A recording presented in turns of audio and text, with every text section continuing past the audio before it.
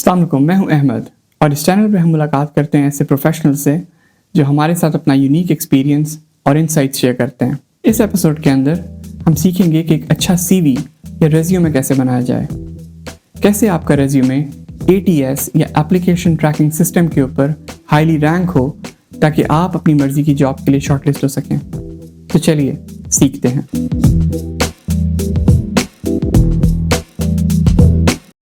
आज हम बात करेंगे अवैस अहमद से, जो कि एक सर्टिफाइड चार्टर्ड अकाउंटेंट हैं और करंटली यूके में बेस्ड हैं। He is a financial analyst and he will guide us कि एक रिज्यूमे कैसे बनता है। अस्सलाम वालेकुम Awais. Walaikum Assalam. We are really happy to have you on board. So we really would like to learn from you about resume. Thank you for having me, first of all, and thank you for engaging me. Avais, before diving into the resume side of the episode, जो कि हमारा emphasis रहेगा इस episode के अंदर ज़्यादा, can you briefly tell us about yourself? थोड़ा सा अपने बारे में। Okay, so the story start होती है back in time. मैं ACCA करता हूँ 2007-8 में start करता हूँ. Then जहाँ से मैं ACCA कर रहा होता हूँ उधर ही I got a chance to teach. और करते करते करते फिर there is a time when I joined firm. Then I passed through the firm period and then I joined corporate.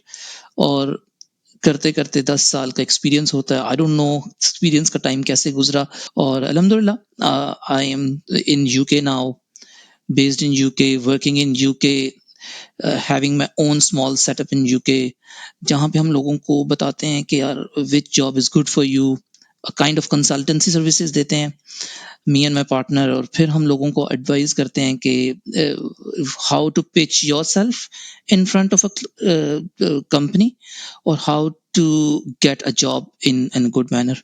Awais, let's dive into resume की बात करते हैं। जब रेज्यूमे बना रहे होते हैं लोग, सबसे बड़ी मिस्टेक क्या करते हैं रेज्यूमे बनाते वक्त? जितनी रेज्यूमेस मैंने रिव्यू की हैं, मोस्टली मैंने एक मिस्टेक बड़ी कॉमन देखी है. हम लोग कोशिश करते हैं कि हम उसको अपनी हर स्टोरी बता दें बचपन से लेके बड़े होने तक कि what I been pass through the whole time. This is a very niche thing. आपको पता होना चाहिए कि जो लोग हैं वो आपकी स्टोरीज नहीं सुनने के लिए बैठे. They need a person to work. और अगर आप उनको प्रेजेंट कर सके अपने आप को इन एन इफेक्टिव वे तो आपको वो जरूर चांस देंगे, आपको कॉल अप करेंगे, आपके साथ इंटरव्यू करेंगे, गपशप करेंगे. But they are not ready to listen your life story, जो हम नॉर्मली रेज्यूमेज में पूरी की पूरी वॉमिट आउट कर देते हैं. रेज्यूमे की लेंथ मैटर करती है Awais?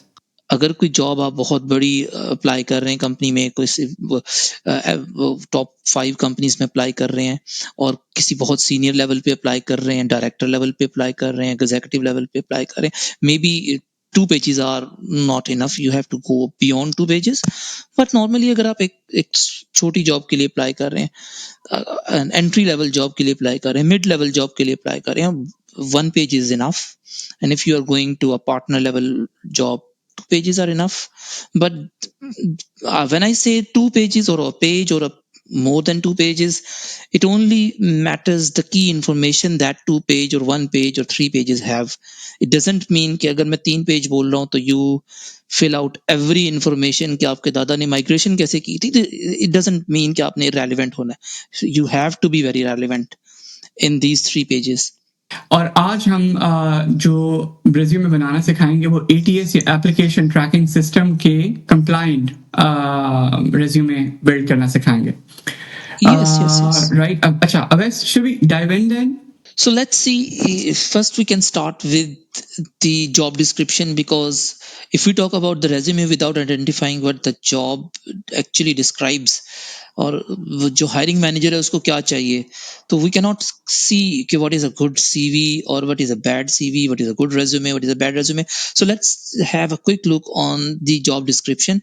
This is taken from one of the published jobs with a big tech company, and the job level is a kind of mid tier level. So we can see it. सबसे पहले वो define कर रहे हैं कि इस job की summary क्या है. This is very important to know कि भाई उन्हें समराइज उन्होंने कर दिया हमारी आसानी के लिए और ये इस चीज़ की निशानी है कि ये किसी एटीएस सिस्टम को उन्होंने ट्रेन किया है कि हम ये जॉब एडवर्टाइज कर रहे हैं, get ready for the bombardment of the CVs that can put upon you, और उसके अंदर से वो एटीएस सिस्टम जो उसको ट्रेन किया गया है उसको फिल्टर आउट करेगा। किन बेसिस पे वो भी हम देख लेते हैं। सबसे पहले तो we have to identify what are the key things that are mentioned here. If we can see, they mention that the ideal candidate will possess a strong analytical skills. This is the key thing. Analytical skills are common in finance. हमें उन analytical skills का पता होना चाहिए, हमें asset base का पता होना चाहिए, हमें लायबिलिटीज का पता होना चाहिए, फाइनेंशियल रेशियोज का पता होना चाहिए सॉरी, और मॉडलिंग का पता होना चाहिए कि कौन कौन से मॉडल्स कॉर्पोरेट्स के अंदर यूज होते हैं। उसके बाद अगर हम आते हैं तो रिस्पॉन्सिबिलिटीज को हम देखेंगे तो उसने बड़ा इंपॉर्टेंट एक बात लिखी है, it's develop and maintain financial model. It means that there is some existing models, और उस मॉडल्स के ऊपर अगर हम अपना कुछ इम्पैक्ट क्रिएट कर सकते हैं या हम किसी डेवलपमेंट टीम के साथ बैठ के डेवलप कर सकते हैं, तो हमें उसके लिए बंदा चाहिए। इंपॉर्टेंट चीज यहाँ पे ये है कि यहाँ पे आपको एक हिडन मैसेज मिल रहा होगा, they need a person who can do a stakeholder management, because obviously finance का बंदा जितना भी स्किलफुल हो जाए, सिस्टम्स के ऊपर उससे मॉडल डिजाइन नहीं किए जाएंगे, उससे सिर्फ इनपुट ली जाएगी और उससे पता किया जाएगा कि हमारे साथ बैठ के बताओ कि आउटपुट क्या चाहिए। अगर ये पीस ऑफ डाटा आ जाए, क्या ये आउटपुट तुम्हारे काम आएगी, क्या ये आउटपुट जस्टिफाई कर रही है? तो there is a hidden message in this line that you need to be a very good stakeholder management person. Then you should analyze financial data, like you can consume financial data. आपको financial statements पकड़ा दी जाएंगी, तो आपको उसमें से पता होना चाहिए कि मैंने, अगर किसी ने मुझे ये कहा है कि मैंने इन financial statements को review करते हुए बताना है कि the company is good or bad, the company is footing is strong or not strong, तो मुझे वो skills मेरे अंदर होनी चाहिए। इसके अंदर भी एक हिडन मैसेज है, that is called reporting skills, कि आपने ना सिर्फ एनालाइज करके अपने दिमाग के अंदर एक डाटा भर लेना है, you have to like inform to the larger audience. जो भी कॉर्पोरेट के अंदर वो ऑडियंस होगी अकॉर्डिंग टू देयर लेवल। अब हर किसी को मैं एसेट की डेफिनेशन नहीं सिखाऊंगा, मैं एसेट बेस से बात शुरू करूंगा। So then there are reports and presentation. I think अगर कोई फाइनेंशियल एनालिस्ट पोजीशन पे अप्लाई कर रहा है, उसकी प्रेजेंटेशन स्किल्स एडवांस लेवल की होनी चाहिए। ये बिल्कुल भी नहीं होगा कि उसको अगर पीपीटी आती है तो दैट इज इनफ, उसको उससे नेक्स्ट लेवल पे जाना पड़ेगा। फोरकास्टिंग आनी चाहिए। Forecasting, they mention monitor and forecast company performance using की मैट्रिसेस। आपको सबसे पहले यहाँ पे जब आप अपनी सीवी बनाएंगे तो एक पॉइंट लिखना है कि आपको फोरकास्टिंग का कौन सा मॉडल आता है, और उस मॉडल को आप एक्सेल बेस्ड पे रन कर लेते हैं या किसी और बेस पे रन कर लेते हैं, वो आपको आता है या नहीं आता, और उससे आउटपुट क्या लिया आपने। फिर cross functional team, see the first point and this point are matched. they now they come up to the point कि उनको क्रॉस फंक्शनल टीम्स के साथ इंटरेक्शन भी चाहिए, बजट प्रोसेस के लिए बंदा चाहिए जो बजट को समझता हो, प्रोसेस रन करना जानता हो, बजट ऑर्गेनाइजेशन में कब कैसे बनते हैं। Then variance analysis, it's not just a variance analysis, it must be like an analysis of the figures कि अगर कोई वेरिएंस आ रहा है और नेगेटिव आ रहा है तो वो फिर भी अच्छा क्यों है, और अगर पॉजिटिव आ रहा है तो फिर भी बुरा क्यों है। This kind of detail niche kind of information they need. And then compliance of financial regulations and standard. Obviously if a person who is applying for a finance role, उसको रेलिवेंट, अगर मैं इसकी बात करूं यूके के अंदर और इस पॉइंट की बात करूं, अगर आपकी सीवी में FRS 1 और 2 मिसिंग है तो they will not catch you up, the ATS will not track you. आप लाख लाइनें लिख दें कि आपको फाइनेंशियल रेगुलेशंस और स्टैंडर्ड्स का पता है, but if you didn't mention the word that is specifically FTS 1 और 2 in UK, I am sorry कि आपको नेक्स्ट स्टेप पे कॉल अप नहीं किया जाएगा। मतलब ये है अवैस कि हम लोगों ने एक एक पॉइंट जो हमारे पास दिया हुआ है, अगर आप उसकी रिस्पॉन्सिबिलिटीज में देखें तो हमने उसके अंदर हिडन मैसेज को समझना है, और खाली ये नहीं है कि हम उसको on the face of it लेके तो उसी का कोई स्नैपशॉट निकाल के अपने रेज्यूमे के अंदर डाल दें, दैट वोंट मेक सेंस। हमें समझना है कि उसके पीछे what is the thought process कि उन्होंने लाइन लिखी है और उसके लिए उनको किस तरह की स्किल चाहिए। और उसको हमने एक स्किल में कहने के ट्रांसलेट करना।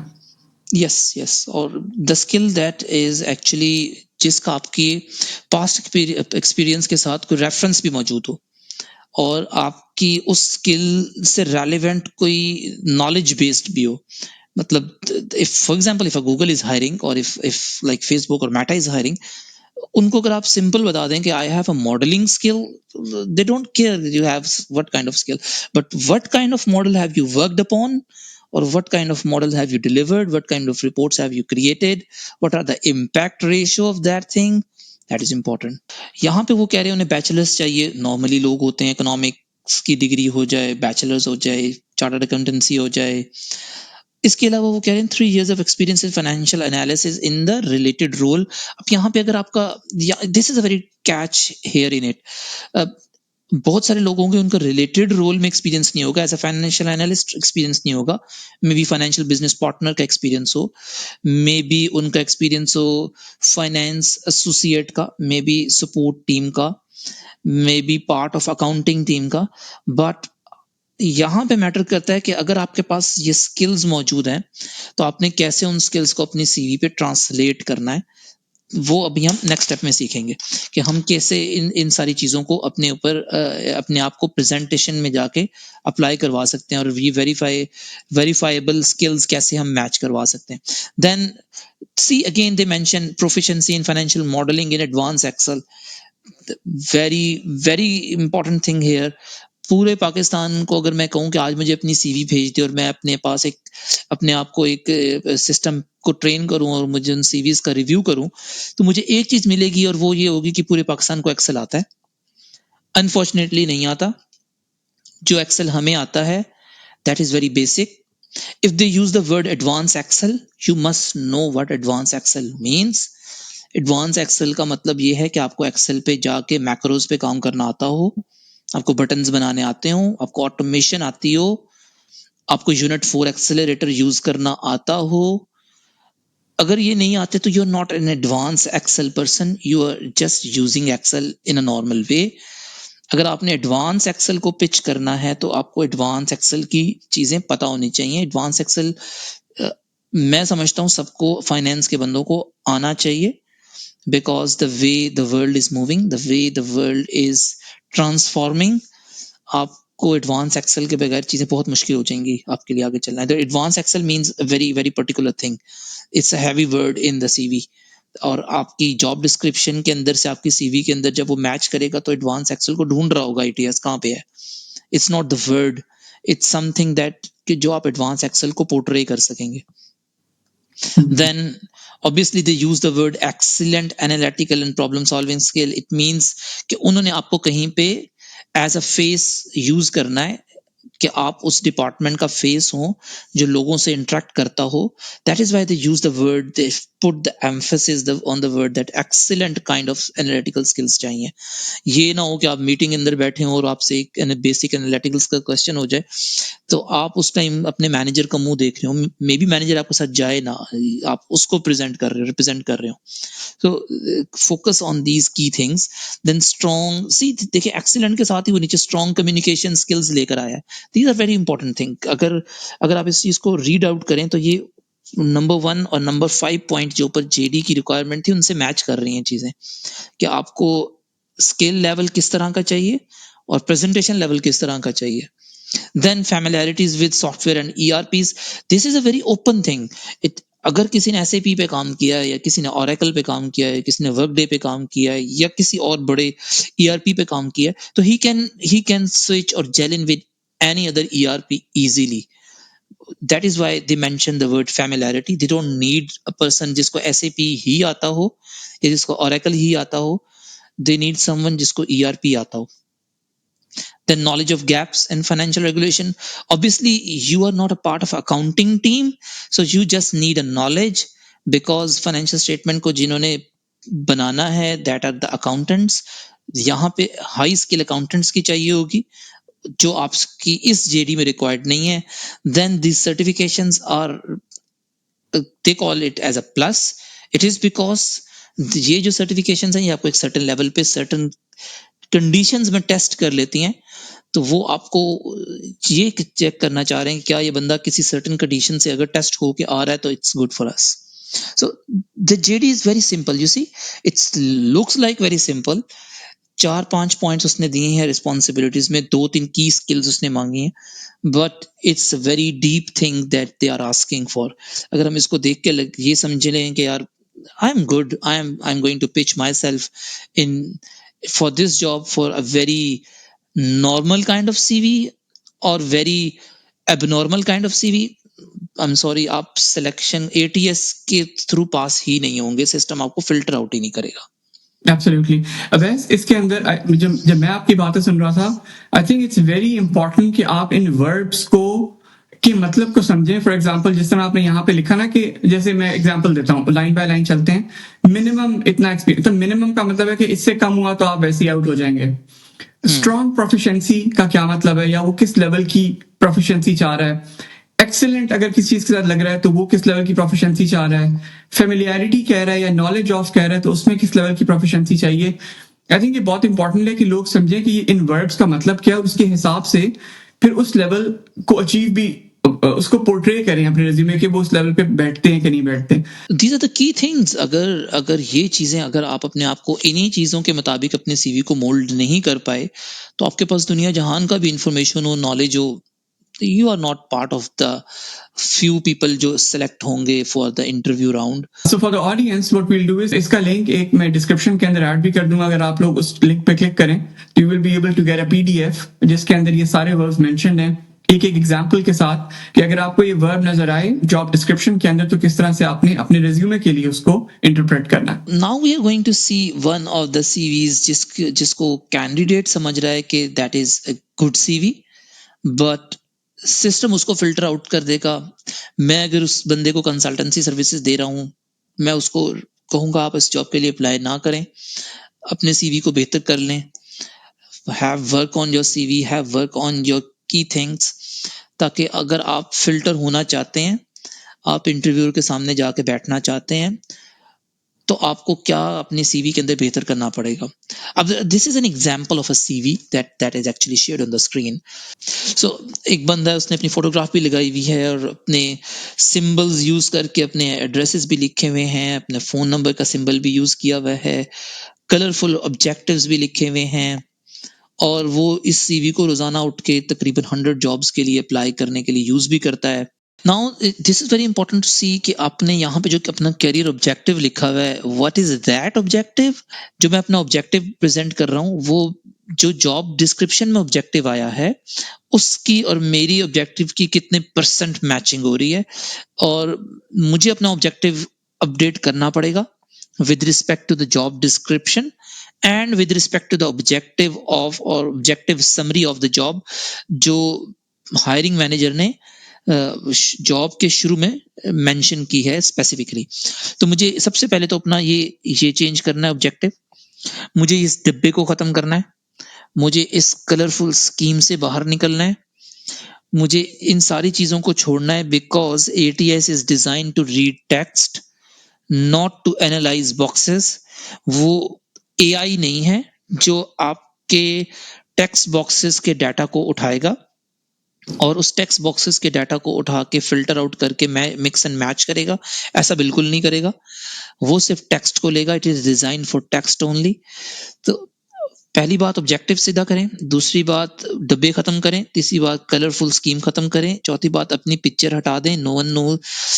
एक यहाँ पे एक स्कीम है इन फर्स्ट वर्ल्ड कंट्रीज कि ये इस चीज को प्रेफर करते हैं कि ये डाइवर्सिटी को प्रमोट करें. तो दे डोंट बॉदर के who is actually looking at which reflection of himself in the photograph.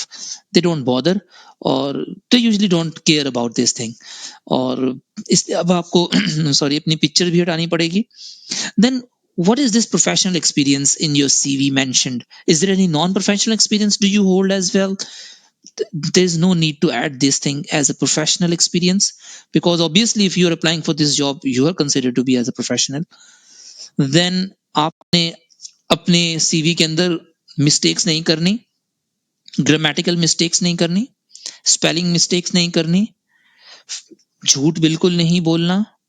जो काम है उसको सही तरीके से लिखना है. मतलब अब इस सीवी पे अगर मैं देखूं तो ये साहब कहना चाह रहे हैं worked on creation various financial models.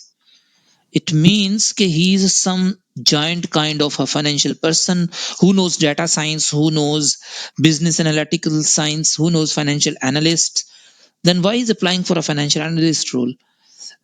They don't want to know कि आपने आज तक कितने मॉडल्स प्रेजेंट किए हैं, कितने मॉडल्स बनाए हैं, कितने मॉडल्स पे काम किया है. They don't want to know. What is the outcome? Worked on creating various financial models to support decision making within the company. हमने जेडी के अंदर एक बात नोट की है कि they are not hiring us for a decision making at all. Specifically, they are not hiring for us for any decision making. So why do I present myself as a decision maker? These models used by different departments to access potential business opportunities. They are not hiring a consultant, first of all. They are hiring an in-house person. ये जो साहब होंगे, ये skill उनकी वहां पे काम आएगी जहां पे कोई एटीएस इंप्लीमेंटेशन चल रही हो, ईआरपी इंप्लीमेंटेशन चल रही हो, एसएपी का एफआई मॉड्यूल इंप्लीमेंट करवाना हो, तो ये पॉइंट उनका बड़ा स्ट्रॉन्ग पॉइंट होगा. बट इस पॉइंट, इस जॉब डिस्क्रिप्शन के लिए this is a zero. No point. अभी तक इस सीवी के अंदर से एक लाइन भी एटीएस ने नहीं उठाई. Responsible for analyzing a wide range of financial data which involved collecting data from different sources and ensuring that it was accurate and up to date. First of all, अगर आप कहीं से data collect कर रहे हैं, the responsibility of correctness of that data is upon that person or upon that database जहां से वो डाटा आप एक्सट्रैक्ट कर रहे हैं.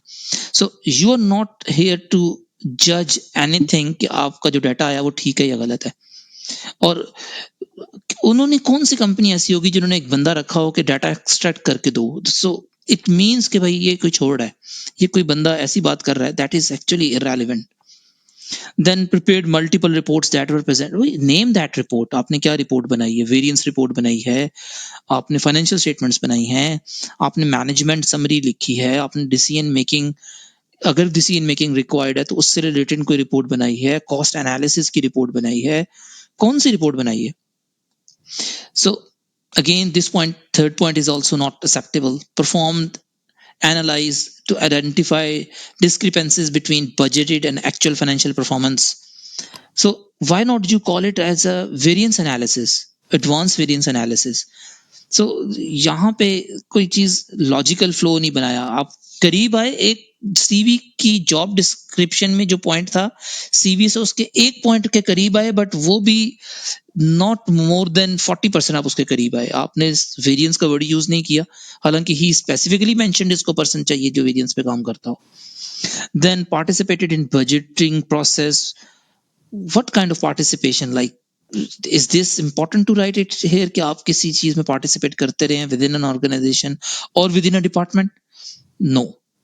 So these kind of things, अभी तक अगर मैं इसके अंदर से निकालूं तो ATS अगर 5 पॉइंट्स को इक्वली रेट कर रहा है 20% जेडी की डिस्क्रिप्शंस में से, तो ये सीवी जस्ट लेस देन 10% उसके ऊपर फॉल की है. तो ATS का एक फैक्टर आप लोगों को मैं बता देता हूं. आई am telling because I worked on the different ATS systems, interact with different ATS systems.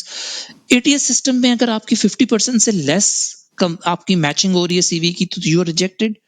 और if 90% से ज्यादा हो रही है, still you are rejected. So you have to fall ideally between 51% to 90%.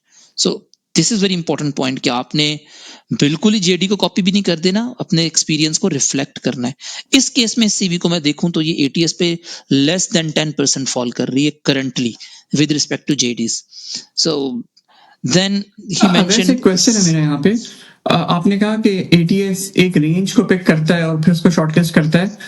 क्या ये रेंज का जाहिर बात है स्कोर फिर एम्प्लॉयर के पास भी जाता होगा? वो भी तो पिक उनको करते होंगे ना जो 90% के करीब करीब है, यानी जो टॉप प्लेयर है उनको रिज्यूमे चाहिए, तो एटीएस का जिसका हाईएस्ट स्कोर है वो 10 15 20 उठा लेते हैं, फॉर शॉर्टलिस्ट कर लेते हैं. नहीं, हाँ जी, अगर आप आइडियली बात करें तो ऐसा होता है, बट देयर आर एक्सेप्शंस जहां पे एटीएस आपको फिल्टर आउट करके देता है कि जो मैनेजर ने जब एटीएस को अपना डाटा दिया था कि मुझे इस तरह का बंदा निकाल दो, और इस तरह के बंदे में इस पॉइंट पे ज़रा फ़ोकस करना कि मुझे टेक्निकली ये पॉइंट चाहिए।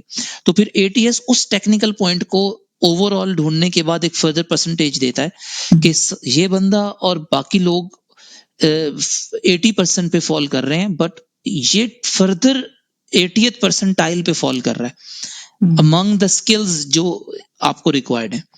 तो ये एटीएस कुछ इस तरह परफॉर्म करता है। अगर तो उसको जेनेरिकली आप बात करें तो यू आर राइट, बट अगर आप एक्चुअली बात करें तो हर मैनेजर को उसकी टीम में कोई स्पेशल नीश स्किल का बंदा चाहिए। फॉर एग्जांपल, अगर एक मैनेजर को ऐसा बंदा चाहिए जिसे वाकई एडवांस एक्सेल आता हो, तो वो कुछ चीज़ों पे कॉम्प्रोमाइज भी करेगा। वो एडवांस एक्सेल को फोकस करेगा और बाकी चीज़ों पे कॉम्प्रोमाइज भी करेगा। देन अगर ये साहब को देखें तो ये बता रहे हैं कि वो जूनियर फाइनेंशियल एनालिस्ट भी रहे हैं कंपनी में, जिसकी रिस्पॉन्सिबिलिटीज को उन्होंने एक प्यारे से डब्बे में बॉक्स अप कर दिया। एटीएस इसको रिजेक्ट कर देगा क्योंकि ATS is design to read, again I am telling, ATS is not an AI system. ATS is a system जो आपके टेक्स्ट को पिक करता है, आपकी पिक्चर्स को, बॉक्सेस को पिक नहीं करता। Then he is saying my education journey, like, is there any other journey as well? So what is this education journey? So you must have to write a thing जो I think with my knowledge जो मैं बताऊंगा कि अगर आप उसको अपनी education and skills को merge करें और उसको लिखें, एक लाइन में एक चीज लिखें, ना कि ये 3 लाइनें लिखें और लिखें आपने कब ग्रेजुएट किया था। They just want to know कि you are graduated or not. But अगर तो आप जा रहे हैं किसी ग्रेजुएट प्रोग्राम पर, तो ये मैटर करता है कि when do you graduated, but उसके बाद ये मैटर नहीं करता। उसके बाद ये मैटर करता है कि do you graduate, do you ever see the face of the university for this certain period of time to discipline yourself और to learn something, that matters a lot. Otherwise no one knows कि आप कौन से साल के graduate है। किसी ने बैठ के आपके साथ अपना हिस्टोरिकली अपने कोई मोमेंट शेयर नहीं करने। So be careful like while sharing. अब देखें, इन साहब ने कहीं पे अपनी स्किल नहीं लिखी। Where do I find, do you know Excel, do you know any other skills, do you know any MIS? तो दीज थिंग्स आर मैटर कि अगर आप एक सीवी बना देंगे और उसके थ्रू आप सारी जॉब्स को अप्लाई करना शुरू कर देंगे, तो आप normally you choose to fail. In fact I use this word very carefully, but in certain circumstances I must say people choose to fail. Now I think अगर मैं आपको एक ATS compliant CV शो करूं, and this CV again is the CV that is actually filtered through the ATS for the same job description, and this CV actually scores more than 70 percentile of, or you can call simply for the ease of the audience, 70% of the ATS score, or this person is actually being offered an interview, then he can progress to the next stage as well। कि सबसे पहले इन साहब ने थोड़ा सा काम किया, इन्होंने अपने ऊपर थोड़ा सा टाइम इन्वेस्ट किया और इन्होंने अपनी प्रोफेशनल समरी को जो जॉब डिस्क्रिप्शन की समरी थी उससे मैच किया। अच्छा, उसको मैच करने के लिए इन्होंने कोई लंबी लंबी कहानियां नहीं बनाई, इन्होंने अपनी स्किल्स के अंदर से कुछ चीजें उठाई और उनको इस तरह ड्राफ्ट किया कि वो ATS भी पिक कर ले, पढ़ने वाला मैनेजर भी समझ जाए यार इस बंदे को शायद हमारे साथ ये मैच कर जाएगा और ये हमारे पास चल जाएगा, let's give him a chance for an interview. उसने सबसे पहले यहाँ पे अडेप्ट ऑफ यूजिंग एक्सेल के अंदर उसने कुछ चीजें फिक्स कर दी, पिवट्स को उसने बता दिया, VLOOKUPs बता दिए। Other than that, the financial software to drive strategic decision making, proven track record in preparing detailed financial reports and ensuring compliance with GAAP standards, seeking a leverage on so this kind of summary is actually identifying is that कि इस बंदे के पास skill भी है और उस skill को use करते हुए इसने कुछ चीजें, कुछ स्टेटमेंट्स, फाइनेंशियल स्टेटमेंट्स प्रोड्यूस भी किए हैं और वो फाइनेंशियल स्टेटमेंट्स आगे कहीं यूज भी हुई हैं और उन स्टेटमेंट्स ने कुछ कंप्लाइंस भी इंश्योर की है। सो यहाँ से उसको थोड़ा सा पता लग गया कि यार दिस इज अ पर्सन कि हाँ, जिसकी सीवी को ATS को पता लग रहा है कि हाँ, इस सीवी को थोड़ा सा लेके चलते हैं, सीवी को फर्दर देखते हैं इसमें क्या है। अच्छा, यहाँ पे Awais bit on the summary, बजाय इसके कि आप जेनेरिक बातें लिखें कि आपको एक्सेल आता है या आपको फाइनेंशियल सॉफ्टवेयर आता है, आप जितनी स्पेसिफिक बातें लिखेंगे, जैसे अगर ये साहब लिखते कि इन्होंने फॉर एग्जांपल किस फाइनेंशियल सॉफ्टवेयर पे काम किया था, उसका नाम लिखते तो शायद वो ज्यादा पिक कर लेता, क्या हाँ ऐसा हाँ होता है? हाँ या गैप यस यस स्टैंडर्ड्स के अंदर अब उसने अगर कोई गैप का स्पेसिफिक प्रोजेक्ट किया हुआ है अकाउंटिंग प्रिंसिपल्स का, तो मे बी वो ज्यादा हेल्प हो जाता है, या कोई स्पेसिफिक इंडस्ट्री स्पेसिफिक गैप के ऊपर काम किया हुआ है तो वो काम आ जाता. So as yes much basically तो you're trying to sell yourself ना, तो आप जितने जितने इस तरह के स्पेसिफिसिटीज अपनी इंक्लूड कर सकते हैं अपनी समरी के अंदर भी, नॉट ओवरलोडिंग इट, बट ये बेसिकली नुक्स एंड कॉर्नर्स हैं जो थोड़ा बहुत आपको ये बता सकते हैं कि हाँ यार इसने अगर इसका जिक्र किया हुआ है तो इसके बारे में हमसे पूछ भी सकते हैं इंटरव्यू में, तो yes let's call him in the interview. Yes yes very important point. और आई बिलीव जिनको मैं सीवी की थोड़ी सपोर्ट प्रोवाइड करता हूँ उनको मैं ये चीज़ें मेंशन करवाता हूँ. और यू आर वेरी राइट, हमें ऐसा ही करना चाहिए कि हमें चीज़ों को थोड़ा सा अपने स्किल को ट्रांसलेट करने के लिए प्रेजेंट करना चाहिए. You are right. And then moving forward, he mentioned very specifically that from when he joined the group and what was his role, what did he do there, develop and maintain financial model to see. He specifically tried to name some financial model. So आपने किस financial model पे काम किया है, आपने FI को किस level पे जाके डिप्लॉय किया है, उसके सिस्टम्स में कितनी इन डेप्थ काम किया है, और उससे आपने क्या एक्यूरेसी अचीव की है, उस मॉडल के आउटपुट क्या आई है. सो इस तरह की चीजें. अब देखें the percent use of the percentage of forecasting. अब उसने फोरकास्ट को भी यूज कर लिया और उसने फाइनेंशियल मॉडल से लिंक कर दिया. ऑब्वियसली फाइनेंशियल मॉडल से कोई चीज ही निकलेगी ना, फाइनेंशियल मॉडल से कोई आउटपुट आएगी, और वो आउटपुट किसी न किसी टर्म में आप उसको इफेक्टिवनेस को जज करने के लिए कोई परसेंटेज लेवल यूज करेंगे. तो ही मेंशन कि जिन मॉडल्स में मैंने काम किया उससे इतने परसेंट एफिशिएंसी सिस्टम में क्रिएट हुई है. Then he use the word, मैंने ट्रेंड्स को, फाइनेंशियल डाटा और ट्रेंड्स को एक्शनेबल इनसाइट्स में जाके कन्वर्ट किया, जिससे मैंने 10% रेवेन्यू को इंक्रीज किया है. Detail financial report presentation for senior management. See the word उसने सीनियर मैनेजमेंट के लिए बनाई है. उसने कोई कोई ऐसी रिपोर्ट बनाई है जो सीनियर मैनेजमेंट, जिसको आपको 5 मिनट अगर दे कि आप 5 मिनट में आके हमें कोई चीज प्रेजेंट कर जाएं जिसमें एक पूरा लैंडस्केप बयान करें, तो वो उस लेवल का इसने काम किया है. ऑब्वियसली अगर सीनियर मैनेजमेंट को कोई चीज प्रेजेंट कर रहा है तो they may go for something for the decision, but he didn't mention that कि मैंने डिसीजन मेकिंग में किसी को सपोर्ट किया. He only focus on the thing that I prepare something that can help someone else in an organization to make some decision. Then he specifically mentioned that I do the variance analysis, discrepancies and recommendation of corrective action.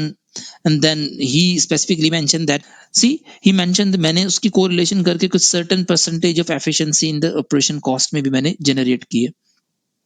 Collaborate with cross functional teams. See, the word in the JD was like they need someone who can collaborate with the others to to to build a bridge between the two divisions or the two directorates, between the two departments or between the two divisions. So he actually has worked upon them. So these are the things that actually help ATS or this person to pass through the ATS. Then he mentioned from his past experiences of relevant nature from some other company. So it is a very important thing to know. यहाँ पे ना जब एक मैं अक्सर लोगों को जब ये कहता हूँ कि अगर मैं आपके सीवी से ये एक्सपीरियंस निकाल दूं तो दे आर वेर लाइक, मैंने इतनी जिंदगी के साल उधर लगा दिए तो why do you are skipping this experience, because this experience is not relevant to this role that you are applying. So this is important to know कि आपने आज तक जो भी सीखा है that is good for you, but उसकी reflection अगर आपकी जिस जॉब पे आप अप्लाई कर रहे हैं उस पर नहीं आ रही तो there is no need to black out the pages. आप ऐसे ही पेजेस भर भर के आगे ना भेजें. ATS will reject.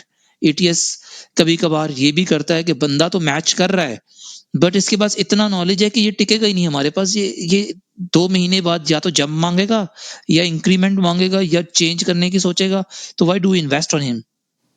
तो we have to be very specific. हमें बहुत सारी चीजें निकालनी पड़ेंगी. सो इस बंदे ने साथ ही अपना सारा कुछ इसने इसी जॉब में नहीं कर लिया.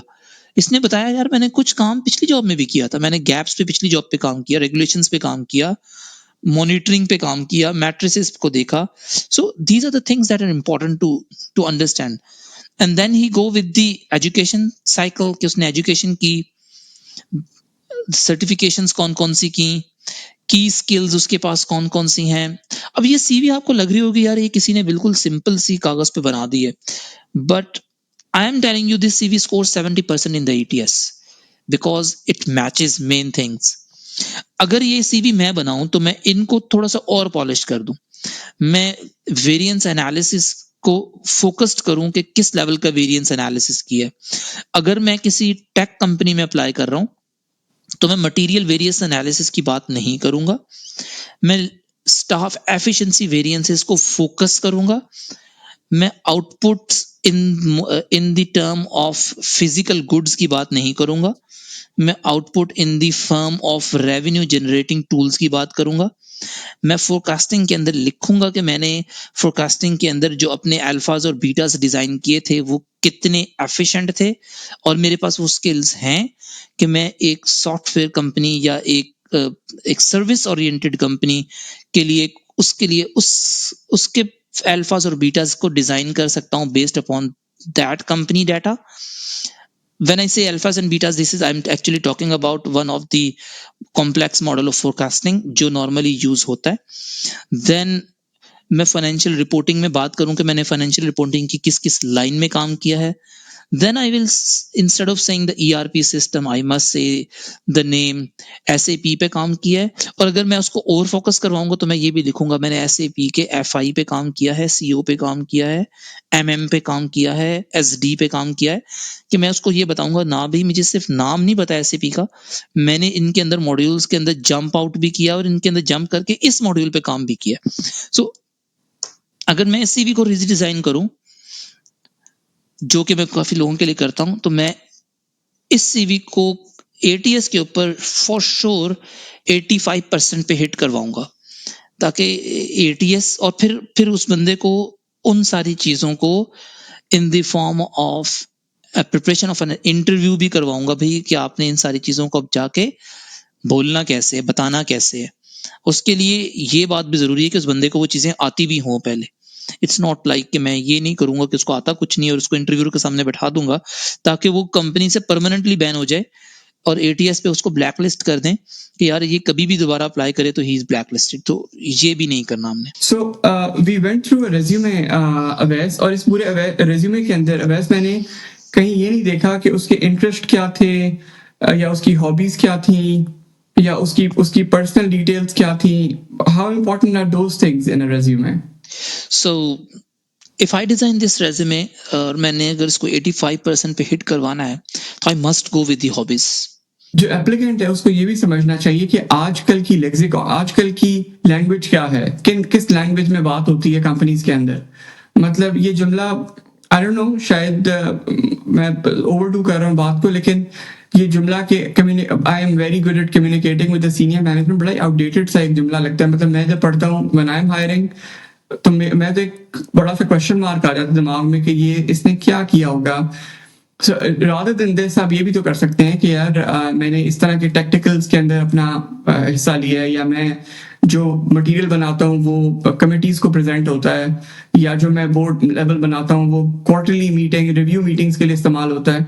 Very specific things that are relevant. बहुत फैंसी नहीं, ये तो बहुत आम सी बातें हैं, लेकिन ये बहुत स्पेसिफिक. आप आज की टर्मिनोलॉजी को इस्तेमाल करके थोड़ा सा अगर बात करो तो वो शायद थोड़ी सी क्लिक भी होती है, और खासकर ये ऑडियंस के लिए, उन लोगों के लिए जो बाहर अप्लाई कर रहे हैं, मतलब या इवन पाकिस्तान में भी अच्छी कंपनीज में अप्लाई कर रहे हैं. It's very important that you start using those terms जो आजकल इस्तेमाल हो रही हैं. हम उन सारी चीजों के अंदर जो आपने भी कहीं कहाँ पे चैट जीपीटी का इस्तेमाल करके we can act a bit smarter. एक तो ठीक है आपका we have to be honest in our resumes, लेकिन द वे वी प्रेजेंट के अंदर तो थोड़ी सी हम कोई लगा सकते हैं अपना शॉर्टकट इस चीज का कि हमें we are able to sort of portray ourselves in a way जो कि इन अ बेटर वे, किसी तरह से हम बेहतर तरीके से पोर्ट्रे कर सकें. तो how can we use ChatGPT in sort of improving our resume? आप चैट जीपीटी को पहले इस मॉडल पर लेकर आए कि use the ATS specific thing for specifically for example if you are applying to Boeing, so I know the Boeing के अंदर वर्क डे चल रहा है, तो आप कहें कि चैट जीपीटी को वर्क डे के जो एटीएस के प्रोटोकॉल्स हैं, फॉलोइंग दैट प्रोटोकॉल्स मेरी इस सीवी को इस जॉब डिस्क्रिप्शन के मुताबिक मैच कर दो. एंड टेल मी जहाँ पे मैं फॉल कर रहा हूँ, लैग बिहाइंड कर रहा हूँ, कि व्हाट आर द बेसिक की रीजंस कि मैं क्यों लैग बिहाइंड कर रहा हूँ. Although I do have the skill, but how do I री राइट इट इन अ वे कि मैं उसको अपने आप को प्रेजेंट कर सकूं, और या अपनी इस स्किल को जो यहाँ नीचे छुपी हुई है सीवी के किसी पॉइंट पे, इसको ऊपर कैसे लेकर आऊं ताकि मैं उससे अपनी रेलेवेंसी को इंक्रीज कर सकूं. So again, to Avai's point, smartly use करें ChatGPT को, it can really help you, especially in building those fancy sentences around the already tailored and specific things that you mentioned in the sentence. Any final piece of advice from your side, Avais? Don't go with one CV for 100 jobs. Try to apply like 2 a day, but very specific, redesigned CV, and try to work on yourself. अपनी skills को increase करें. If you don't know advanced Excel, if you don't know ERP, spend some time, spend some money on you.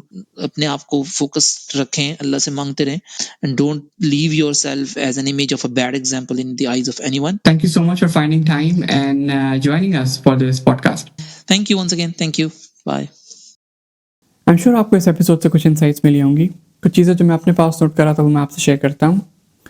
पहली चीज़, बहुत ज़रूरी है कि resume बनाने से भी पहले आप जॉब डिस्क्रिप्शन को समझ लें, और जॉब डिस्क्रिप्शन में आप आइडेंटिफाई कर लें कि उनको क्या स्किल्स रिक्वायर्ड हैं और वो स्किल्स किस लेवल ऑफ प्रोफिशिएंसी पे रिक्वायर्ड हैं. कुछ चीज़ें शायद आपको बहुत बेसिक नॉलेज चाहिए उनकी और वो काम चल जाए और आप उसको अकॉर्डिंगली ही अपने रेज्यूमे में मेंशन करें. कुछ चीज़ों के अंदर आपको advance level of skill set required होगा, जिसके लिए फिर आपको उसी हिसाब से अपने रेज्यूमे के अंदर भी चीज़ें मेंशन करनी है. रेज्यूमे बनाते वक्त आप उन स्पेसिफिक प्रोजेक्ट्स, टूल्स और इंस्टेंसेस का जिक्र करें जो कि उस जॉब से बहुत ज़्यादा रिलेटेड हो, ताकि ये चीज़ पोर्ट्रे कर सकें आप कि किस तरह से आपने स्पेसिफिक टूल्स के ऊपर, स्पेसिफिक चीज़ों के ऊपर काम किया है जो कि आपको उस जॉब में हेल्प कर सकती हैं. These will basically make you stand out. अगर आपको कोई सवाल या फीडबैक हो तो कमेंट सेक्शन में ज़रूर ऐड करें.